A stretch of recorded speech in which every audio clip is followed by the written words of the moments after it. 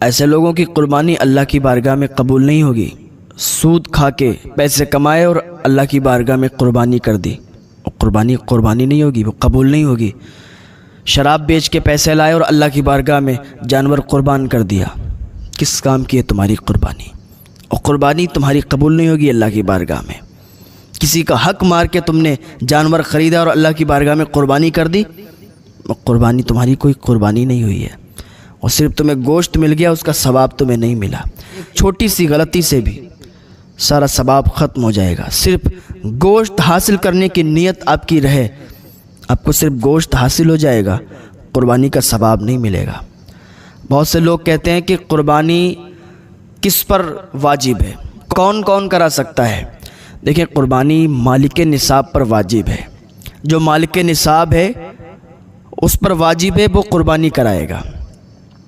جو مالک نصاب نہیں ہے پھر اس کی مرضی ہے کہ وہ قربانی کرائے یا نہ کرائے، لیکن جو مالک نصاب ہے اس پر واجب ہے۔ اگر نہیں کرائے گا تو گناہگار ہوگا، اور کرائے گا تو ثواب بہت زیادہ ہے، اور یہ عمل اللہ کی بارگاہ میں بہت زیادہ پسند ہے۔ اب بہت سی جگہ ایسا ہوتا ہے کہ ایک گھر میں کئی لوگ ہیں اور اکثر لوگ مالک نصاب ہیں، 5 لوگ ہیں، 3 لوگ مالک نصاب ہیں، تو اس میں سے ایک انسان قربانی کرواتا ہے۔ نہیں، جو 3 لوگ مالک نصاب ہیں ان کو بھی چاہیے وہ قربانی کروائیں۔ اگر وہ قربانی نہیں کروائیں گے تو وہ گناہگار ہوں گے۔ 5 لوگ ہیں، 3 لوگ مالک نصاب ہیں، تو 3 لوگ قربانی کروائیں گے، اور اگر 5 حصے ڈال دیں، 5 کی کروا لیں تو اور زیادہ بہتر ہے، ثواب ہی ثواب ہے۔ جس پر قربانی واجب نہیں ہے اگر وہ بھی کروا لے تب بھی ثواب ہے، گناہ نہیں ہے۔ اچھا، قربانی کرنے کے لیے جانور ڈھونڈتے ہیں، جانور کتنے بڑے ہونا چاہیے؟ بکرا بکری 1 سال کا ہونا چاہیے۔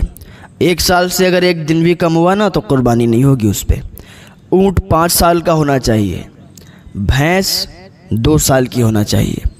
ہاں، دمبا اگر 6 مہینے کا ہے اور دور سے 1 سال کا لگتا ہے تو اس کی قربانی ہو جائے گی، لیکن اگر 6 مہینے کا ہے اور دور سے کمزور لگتا ہے تو قربانی نہیں ہوگی۔ ٹھیک ہے، اور ایک اہم مسئلہ یاد آ گیا۔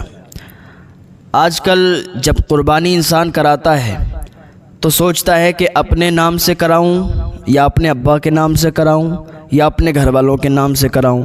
پچھلے سال تو میں نے اپنے نام سے کروائی تھی، اس بار اپنی اماں کے نام سے کروا دیں یا ابا کے نام سے کروا دیں۔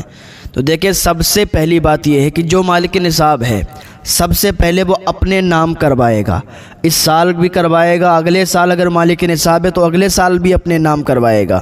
سب سے پہلے اپنے نام کروائے گا، اپنے علاوہ پھر وہ چاہتا ہے اماں کے نام کروانے سے تو اماں کے نام سے بھی کروا دے گا، ابا کے نام سے چاہتا ہے ابا کے نام سے بھی کروا دے گا۔ یعنی پہلے اپنے نام سے کروانا ضروری ہے، اس کے بعد وہ کسی کے نام سے بھی کروائے۔ پورے گھر میں جتنے لوگ ہیں سب کے نام کروائے، ایک پڈا لے لے یا حصہ لے لے۔ 7 لوگ گھر میں ہیں، ایک پڈا لے لے، 7 کے نام کروا دے، حصہ ڈال لے۔ تو یہ بات اہم تھی، یہ بات معلوم کرنا ضروری ہے۔ اگر آپ کو معلوم نہیں، آپ پوچھیں کہ ہر سال مالک نصاب کو اپنے نام سے کروانا ضروری ہے یا نہیں۔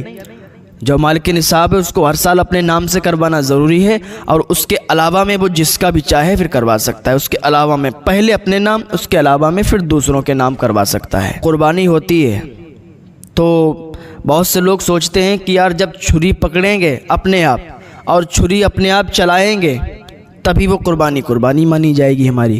اگر ہمارے نام سے اور ہم نے چھری نہیں چلائی تو قربانی نہیں، یہ غلط طریقہ ہے۔ آپ نے اپنے نام سے قربانی کی ہے اور آپ چھری چلانا جانتے ہی نہیں ہیں، آپ نے چھری نہیں چلائی، آپ نے چھری پہ ہاتھ نہیں رکھا، تب بھی کوئی دقت نہیں ہے۔ ایسا نہیں ہے کہ اگر ہم چھری نہیں چلائیں گے تو قربانی نہیں ہوگی، یہ غلط طریقہ ہے۔ یہ تمام تر باتیں ہیں، ان پر عمل کی ضرورت ہے۔ اللہ تعالیٰ عمل کی توفیق عطا فرمائے، اللہ سمجھ کی توفیق